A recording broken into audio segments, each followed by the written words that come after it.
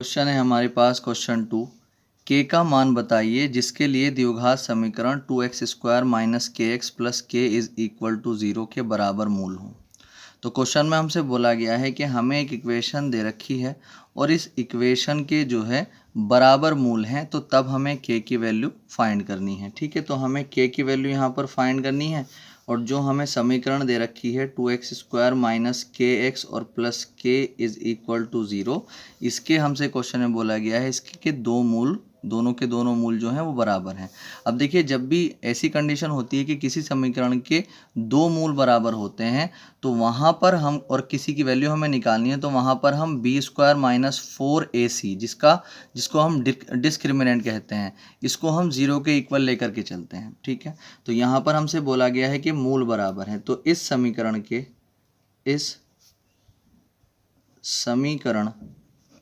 के दो मूल बराबर हैं।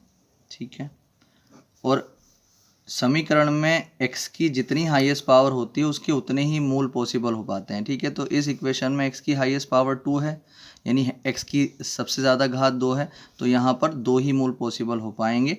तो इस समीकरण के दो मूल बराबर हैं। ठीक है, तो जब दो मूल बराबर हैं तो मैंने बताया है जब भी दो मूल बराबर होते हैं तो वहाँ पर हम b² माइनस 4ac को इक्वल टू 0 लेकर के चलते हैं।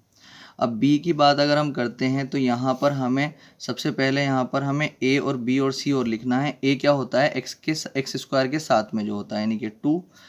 b होता है x² के साथ में जो होता है वो तो 2 होता है, x के साथ में जो होता है वो उसे बोलते हैं b। ठीक है, तो b कितना हो जाएगा माइनस k, और जो c होगा वो x और x² के अलावा जो बचता है वो c हो जाता है। ठीक है, तो यहाँ पर b कितना था हमारे पास माइनस k² और माइनस 4 मल्टीप्लाई a हमारे पास कितना है 2 और मल्टीप्लाई c हमारे पास कितना है k, इक्वल टू कितना आ जाएगा 0। माइनस का स्क्वायर प्लस के का स्क्वायर k² माइनस 4 टू ज़ा 8 k इज इक्वल टू 0। तो यहाँ से अगर हम देखते हैं तो k कॉमन आ रहा है आएगा, तो k² में से 1 के बाहर आ गया तो यहाँ पर k बचा माइनस 8k में से 1 k बाहर आ चुका है तो यहाँ पर 8 बचेगा इज इक्वल टू में 0।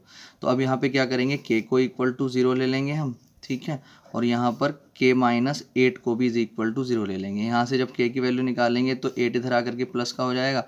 तो यहाँ पर हमने देखा k की दो वैल्यूज़ आ चुकी हैं 0 और 8, ये इसका आंसर हो जाएगा।